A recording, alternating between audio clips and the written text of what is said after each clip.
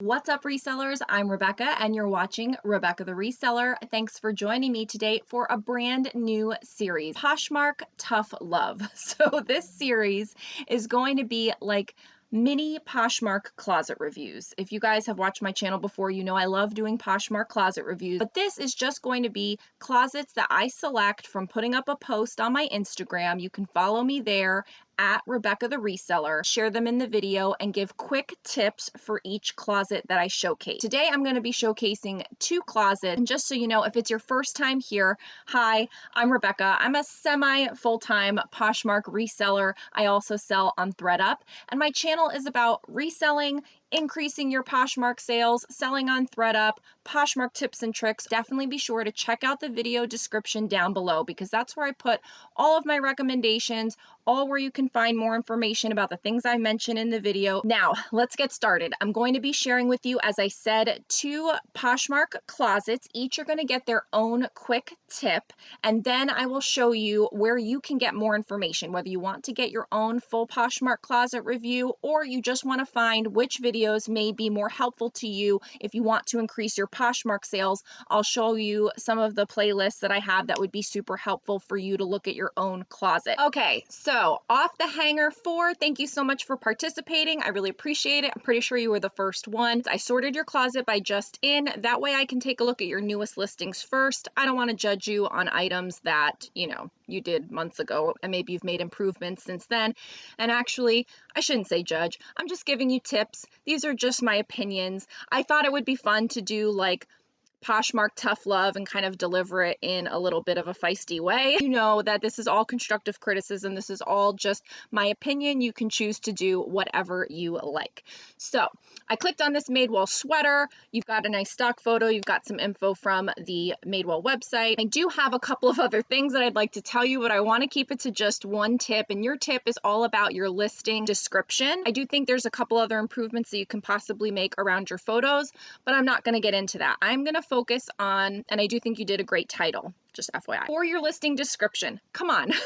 What are you doing? You need to have some more information in here. The whole goal with Poshmark is to get people to buy your stuff. You're doing all this work by finding the item, sourcing the item, prepping the item, taking photos of the item, listing the item, and you want to ship the item, but no one's going to buy it if you don't tell them anything about that item or give them the confidence to buy from you and not from someone else. You know, a Madewell sweater is probably a pretty common thing, and you've got no information in your listing description. Let's talk about it. So the first thing I think you should do is write out brand new with tags. There's a lot of new people on Poshmark. They don't always know all the abbreviations. We know people don't always read the descriptions. You just want to give them every bit of information that you can in as easy to consume a way as possible. So in my listings, I write out brand new with tags. Period. Then you have merino wool blend sweater. That's all you said. You didn't say anything else. You didn't put, mock neck again so that they could read it there. You didn't write that it was ribbed.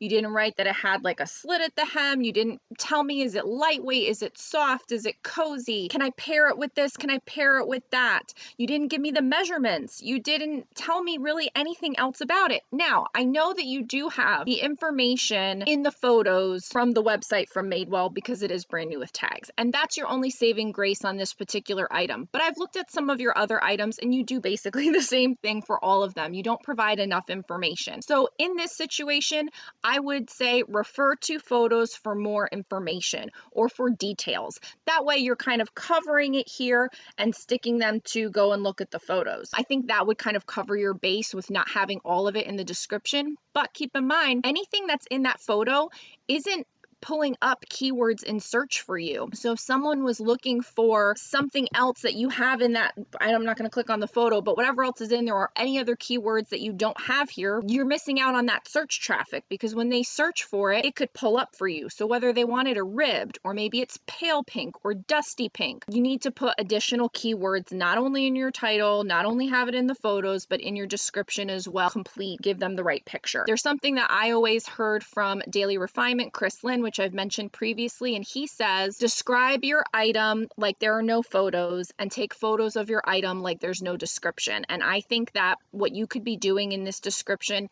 is that you could be painting that picture for them, tell them what they can wear it with, provide the measurements, give them more information about the condition of the item. Again, this one's new with tags, but if it wasn't, you want to be putting some information about it having no flaws and it's in excellent condition and that kind of thing. Then you have, which I really didn't like, questions, leave a comment below. You're the seller, so you shouldn't be saying, well, if you have a question, come find me. It should be, let me give you all the information. That way you can just buy it or not. Now, if they happen to have a question after that, then they're going to come and find you with that question. But I don't know about you. I don't like answering questions. I do it, but I don't want to. I don't want to put the onus on them. What if they're not a very forward person? What if it's in the middle of the night and they're looking to buy this thing like immediately? You know, you need to capitalize on the sale. Give them every reason to buy and no reasons not to buy. I think you should take out questions, leave a comment below, and include a buyer confidence line, which is something I have a whole specific video about. And I'll share the playlist that I have all these kinds of videos at the end. That way everybody can benefit from them. But I think that if you took a look at that playlist, you'll see I have one on listing template and I have one on boosting buyer confidence and having a line at the end that says,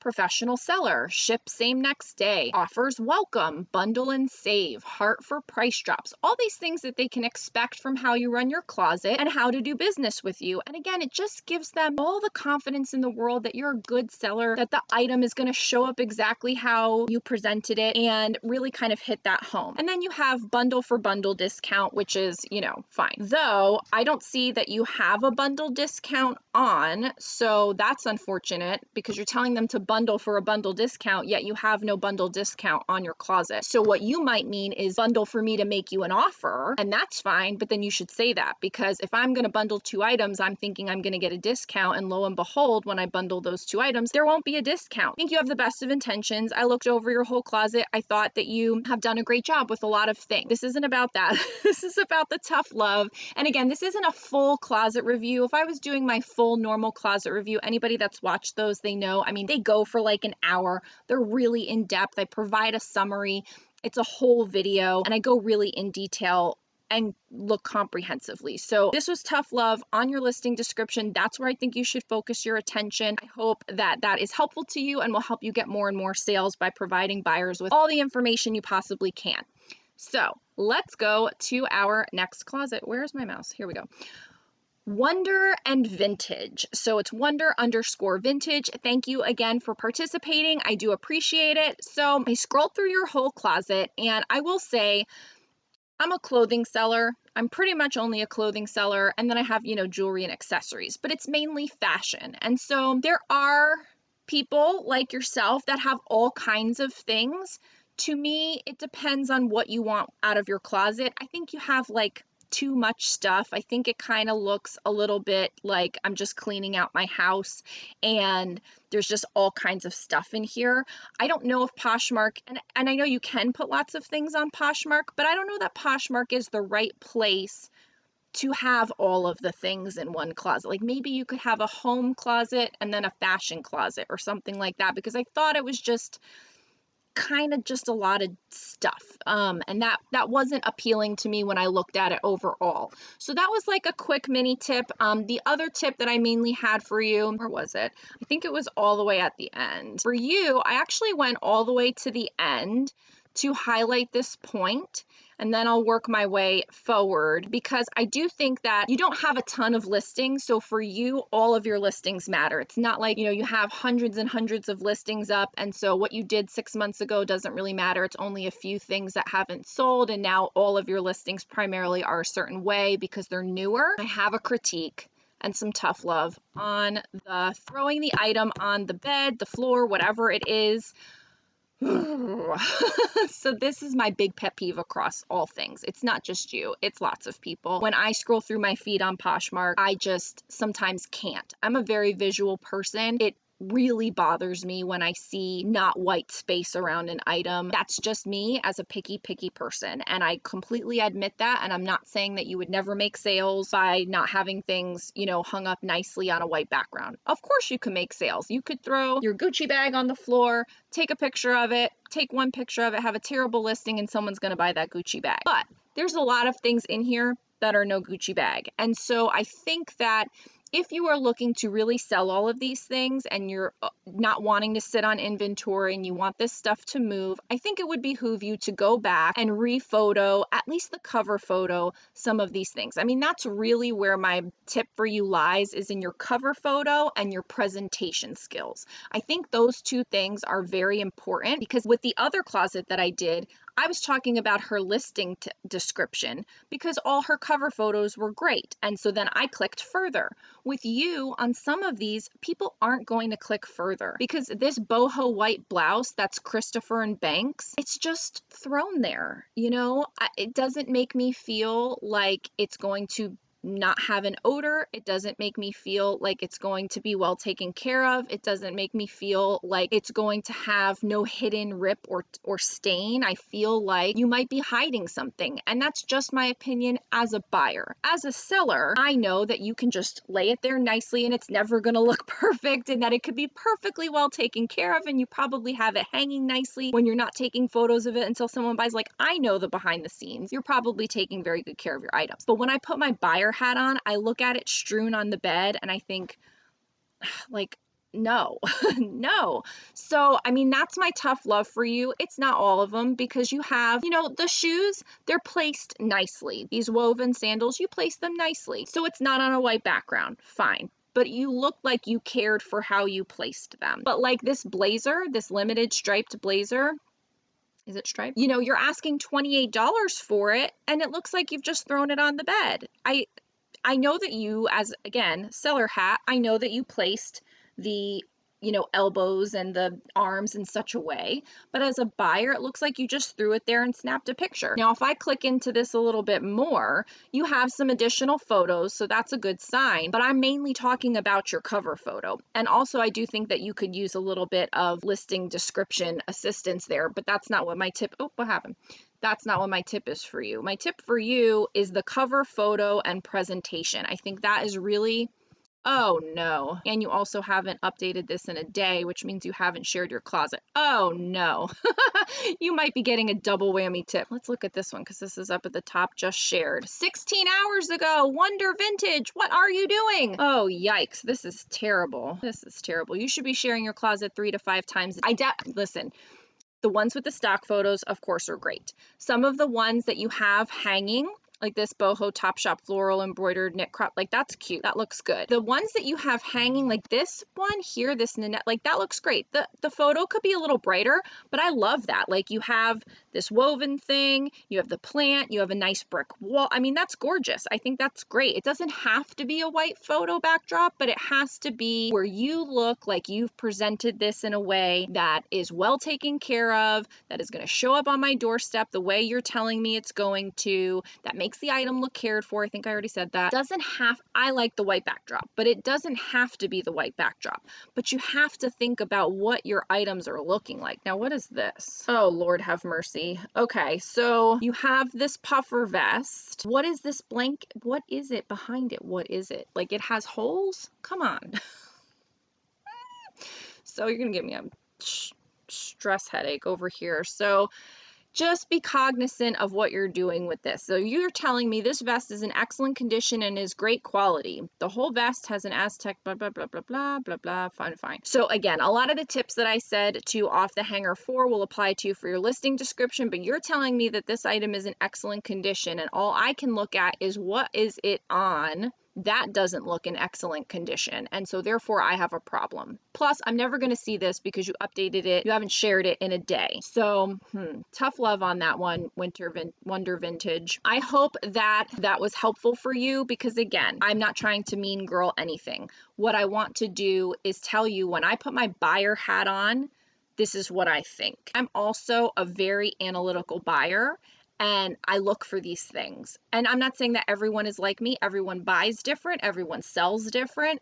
But if you're only putting things up in your closet in a certain way, this is just for everybody. Like, if you're only putting your things up in your closet a certain way, you're so close to those items, you can't take a step back and objectively look at it how someone else with a completely different perspective may view your item. And remember, they don't know anything about you. They just see your item up against all the other items that they're searching for. So it's definitely something to consider. I think everyone should do some sort of Poshmark closet audit, whether they do it themselves, they have me do it, or they have a friend, another PFF, or someone else do it. And I look forward to doing more of these quick tips. I know this kind of went long. I've done several takes of this, just so you know, behind the scenes, because I'm used to doing a full-fledged closet review that takes an hour, and I provide like a detailed summary of notes, and then I do the video going over it. And so it's actually kind of hard to just stop and not say all the things.